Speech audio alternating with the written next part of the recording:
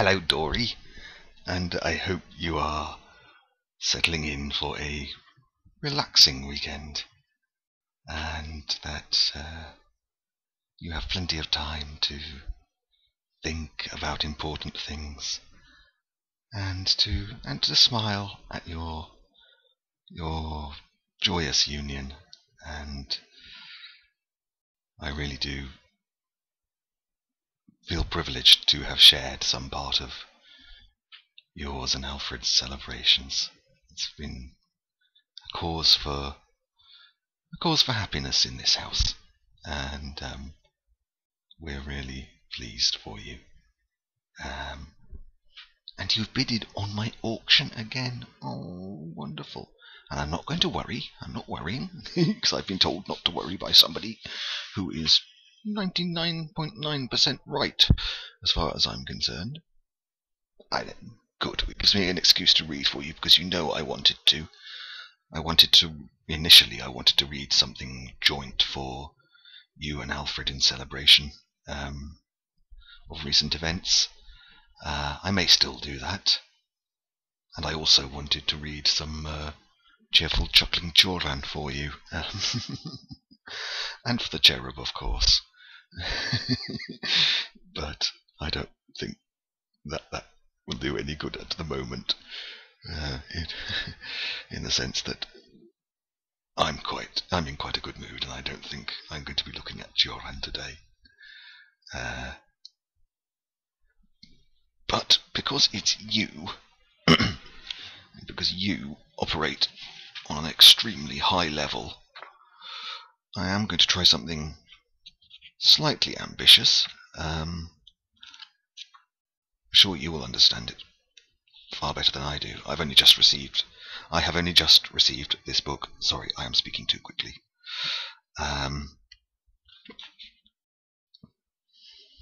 And it is a book about Descartes, and I know almost nothing about Descartes, which is at least a clean place from which to start. Not a particularly auspicious place from which to start, but I've got to start somewhere. Why not today? The book is called Descartes, The Project of Pure Enquiry, by a now deceased philosopher called Bernard Williams, Williams. And what he's just written a very interesting chapter on the difference between cogito and sum, and initially I thought that would be the most sensible place to start, but he does develop that, as Descartes does, in the subsequent chapter, which is entitled The Real Distinction, sort of implying that cogito and sum were not necessarily opposites. We'll see what he thinks. Being certain that he exists, Descartes next asks, what is this I? What am I? I do not yet know, he says, clearly enough, what I am. I who am certain that I am, so that I must take the greatest care from the start, not carelessly to take something else for myself. Michelle might like to hear about people who say I am a lot. It'll bother her sometime soon this weekend. Sorry for the interruption. I'll go back to what Williams says. He then rehearses the various things that he might be tempted to say that he was.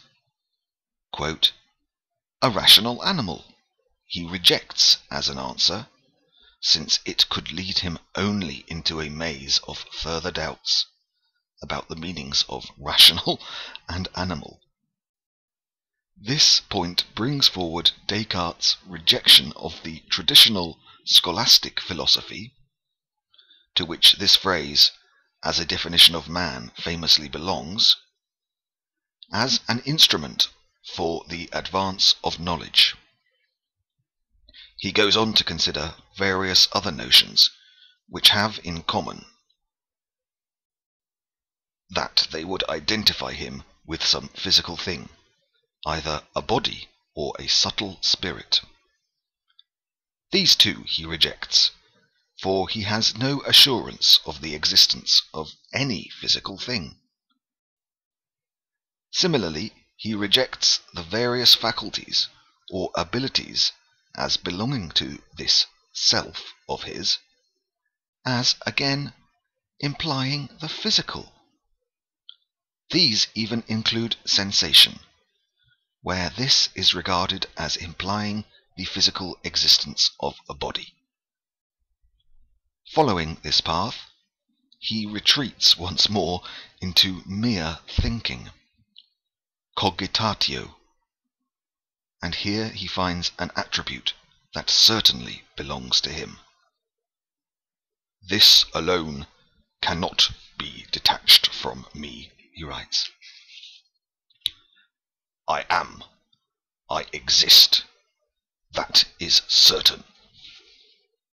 But for how long? For as long as I think.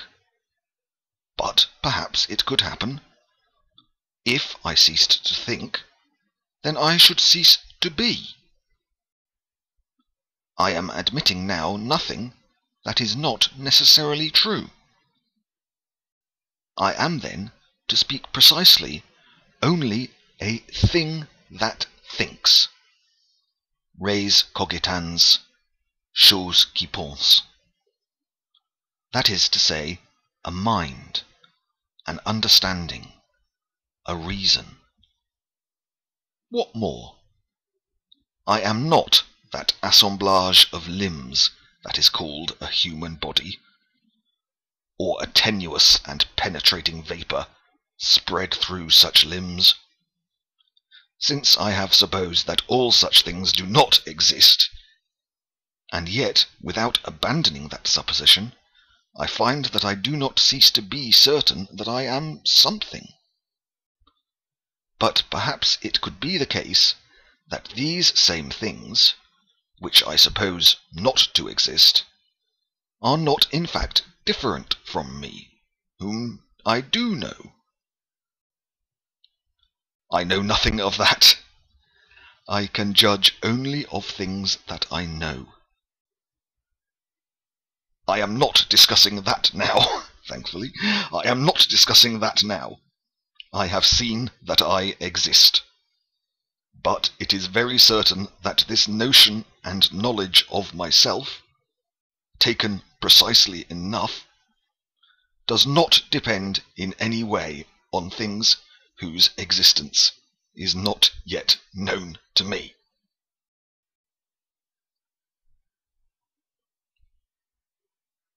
And if your weekend wasn't already ruined, I think that passage from, I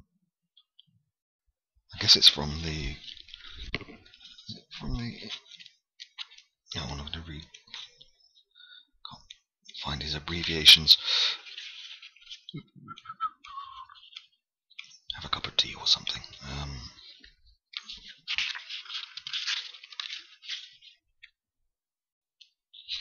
It should be, isn't it? No, it's not. God.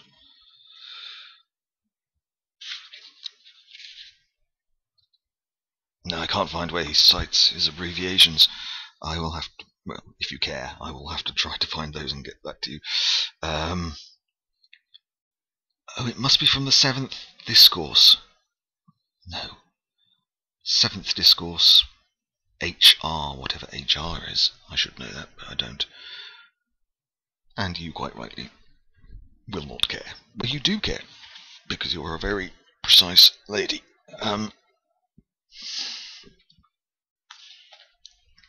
Not the best thing in the world to be reading just as one is on one's third coffee and contemplating doing something productive. But I like Descartes, what little I know of him, for the reason he's extremely rigorous, very scrupulous and uncompromising. And he's always looking forward, whether he's looking forward in terms of religion, society, science especially. And I can sort of see why he is regarded as the founder of modern philosophy. He was of his time, but he was also anticipating our time in many respects. I hope that makes sense. And I hope you can hear this, because I know I am speaking quickly and mumbling.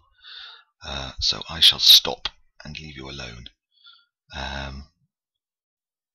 Something a bit easier next time, maybe. Please say hi to Alfred if you're in touch with him, and I'm sure you are. We all wish you both all the best. Bye, Dori.